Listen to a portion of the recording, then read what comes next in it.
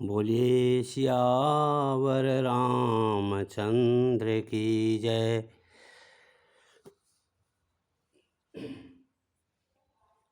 बोलिए पवन सुत हनुमान की जय। गजाननं भूतगणाधिसेवितं कपित्थजम्बूफलचारुभक्षणम् उमासुतं शोकविनाशकारकं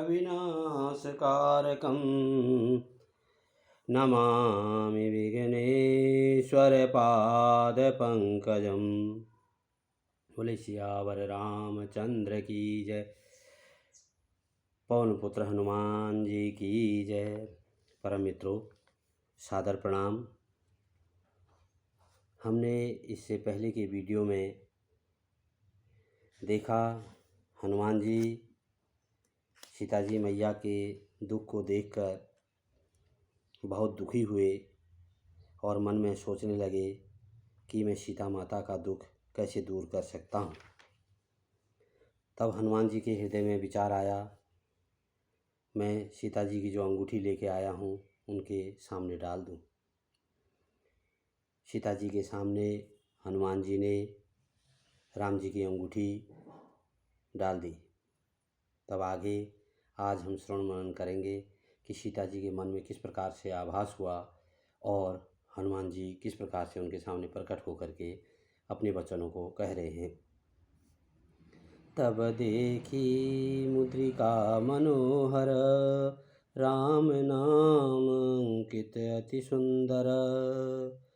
चकित चितव मुदरी पहचानी, हरस विषाद हृदय अकुलानी। उन्होंने सीता जी ने राम नाम अंकित अत्यंत सुंदर एवं मनोहर अंगूठी देखी।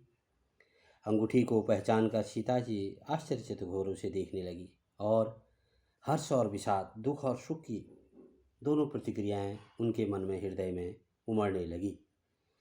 जीति को सकई अजय रघुराई, माया ते असी रचि नहीं जाई। सीता मन विचार कर नाना, मधुर वचन बोले हनुमाना। सीता जी सोचने लगी कि यह अंगूठी यहाँ पर किस प्रकार से आई, इसका क्या तात्पर्य है। श्री रघुनाथ जी तो सर्वथा अजय हैं, उनको कोई जीत नहीं सकता। और माया से, ऐसी माया के उपादान से सर्वथा रहित दिव्य चिन्मय अंगूठी बनाई नहीं जा सकती। अर्थात इस जैसी अंगूठी मेरे रामचंद्र जी के पास है वैसी अंगूठी किसी प्रकार से कोई बना भी नहीं सकता। सीता जी मन में अनेक प्रकार के विचार कर रही थी। इसी समय हनुमान जी मधुर वचन बोले, रामचंद्र गुण बरने लागा, सुनत ही सीता कर दुख भागा। लागी सुने श्रवण मन लाई, आती हूँ ते सब कथा सुनाई। वे श्री रामचंद्र जी के गुणों का वर्णन करने लगे हनुमान जी, और उनके गुणों का, रामचंद्र जी के गुणों का वर्णन सुनते ही सीता जी का दुख भाग गया। वे कान और मन लगाकर उन्हें सुनने लगी। हनुमान जी ने आदि से लेकर सारी कथा सुनाई। श्रवणामृत जेहि कथा सुना सुहाई, कही सो प्रकट होती किन भाई। अर्थात श्रवणामृत जेहि कथा सुहाई, कही सो प्रकट होती किन भाई। सीता जी बोले, जिनने कानों के लिए अमृत रूप या सुंदर कथा कही वह हे भाई प्रकट क्यों नहीं होते। तब हनुमंत निकट चली गयऊँ, फिर बैठी मन विस्मय भयऊँ। तब हनुमान जी सीता जी के पास चले गए। उन्हें देखकर सीता जी मुँह फेर कर अर्थात बैठ गई। उनके मन में आश्चर्य हुआ, यह कैसे हो सकता है। राम दूत में मातु जान की, सत्य शपथ करुणा निदान की। यह मुद्रिका मातु में आनी, दीनहि राम तुमह कहाँ सैदानी। हनुमान जी कहा और हम सीता जी माता को निवेदन कर रहे हैं, मैं श्री रामचंद्र जी का दूत हूँ, करुणा निधान की सच्ची शपथ करता हूँ हे माता, आप मुझ पर विश्वास करिए, अंगूठी मैं ही लाया हूँ। श्री राम जी ने मुझे आपके लिए यह निशानी या पहचान दी है कि आप मुझे पहचान सकें। नर बानर ही संग कहूँ कैसे, कई कथा भई संगति जैसे। सीता जी कह रही हैं हनुमान जी से, नर और बानर की संगति कैसे हो सकती है। तब हनुमान जी ने उस संगति का वर्णन किया और सारी कथा माता सीता जी को सुनाई। कपि के बचन सप्रेम सुनी, उपजा मन विश्वास। जाना मन क्रम वचन, यह कृपा सिंधु कर दास। हनुमान जी ने प्रेम युक्त वचन सुनकर सीता जी के मन में विश्वास उत्पन्न हो गया। उन्होंने जान लिया कि यह मन वचन और कर्म से कृपा सागर श्री रघुनाथ जी का ही दास हैं हनुमान जी। हरिजन जानी प्रीति अति गाढ़ी, सजल नयन पुलकावली बाड़ी। बूढ़त बिरह जलधि हनुमाना, भयउ तात मोह कहूँ जल जाना। भगवान का सेवक जानकर हनुमान जी के प्रति सीता जी की गाढ़ी प्रीति हो गई। नेत्रों में आंसू भर आए और शरीर उनका पुलकित हो गया। सीता जी ने कहा, हे तात हनुमान, विरह सागर में डूबती हुई मुझको तुम जहाज के समान प्राप्त हो गए हो। अब कहूँ कुशल जाऊँ बलिहारी, अनुज सहित सुख भवन खरारी।